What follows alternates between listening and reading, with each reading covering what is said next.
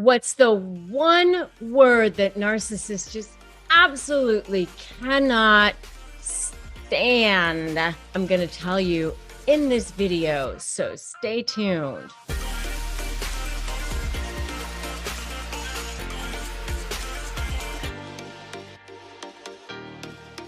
Hey there. So I'm Rebecca Zung, and I'm an attorney. I'm a narcissist negotiation expert. And on this channel and in these videos, I teach you how to free yourself, how to have liberty, how to have justice for all, how to have access to being the truest version of yourself. And I mean that in every sense of the word. It's not just freeing yourself in the negotiation, but it's actually the next step too of becoming the best version of yourself. That's why I actually say it's negotiating your best life. It's slaying, right?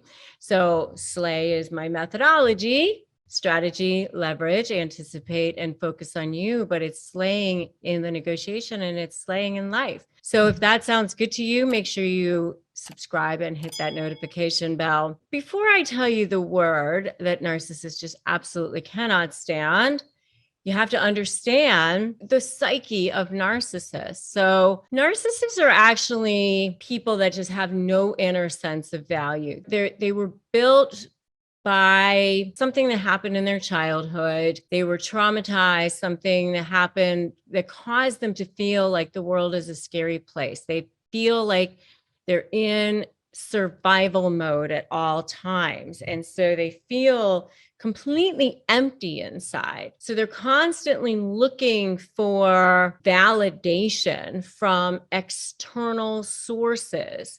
And so it's either going to be getting their self-worth from what I call good sources, and I say good in sort of a tongue-in-cheek sort of a way, because nothing is really good or bad.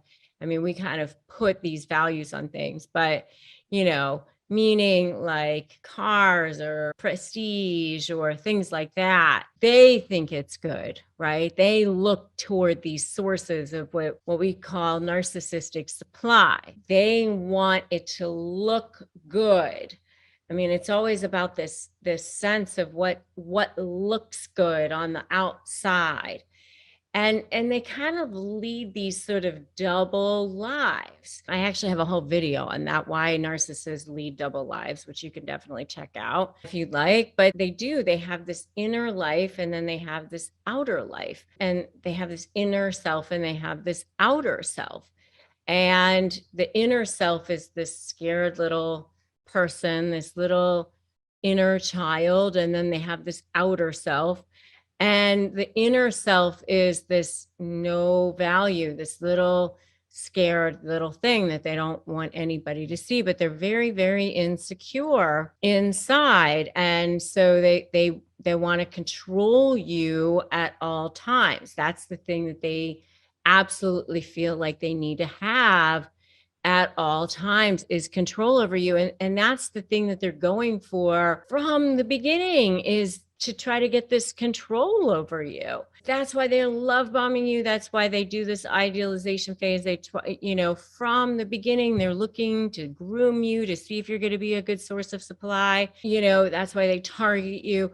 Everything is about that. It's kind of like exhausting. I would think it would be exhausting for them. It's always about juggling this outer source of supply and then this inner source, like trying to devalue you and push you down. It's this constant back and forth of making it look good on the outside and keeping you under control and making sure that it's all, exactly the way it needs to be, and not allowing themselves to be exposed. And, they've got this whole double standard thing, where you have to be a certain way and they don't have to adhere to the standards that they've set for you, and all that sort of thing. The one thing that they absolutely don't want to have at all, the one thing that they absolutely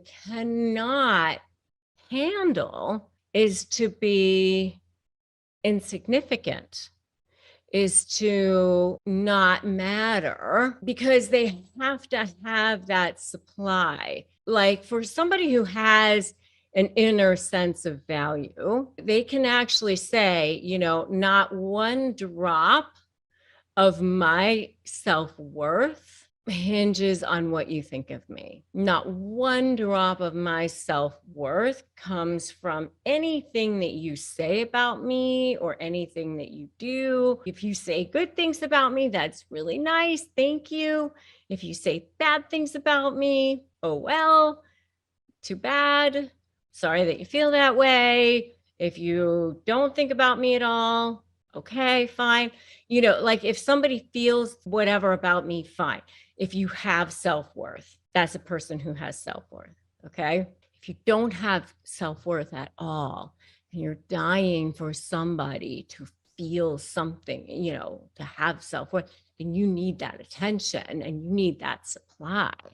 Then what's the worst thing that somebody could think about you? What's the worst thing that they could do? What's the most hurtful thing that they could do is to being like, you don't matter, whatever, right? You don't matter, whatever. The worst thing they could say is any word that means the equivalent of whatever, or sure, or fine. It's the equivalent of the shrug of the shoulders, the disinterested. I'm no longer sucked in by you. I'm no longer triggered by you. I'm no longer interested in giving you supply. That is the worst thing for them. Anything that means that you are no longer going to give them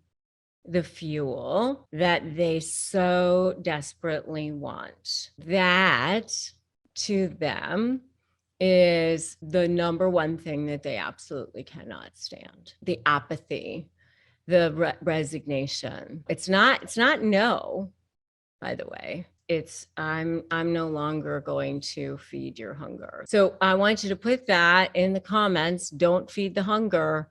Do not feed the hunger. And I do have a video on what narcissists respect the most. Definitely check out that video. They want you to feed the fire. That's what they're looking for, but don't feed the fire. Don't feed the fire. That's what they're looking for. As long as you don't feed that fire, because they want you to be triggered. That's what they're looking for, especially in negotiations, especially if you have a case going.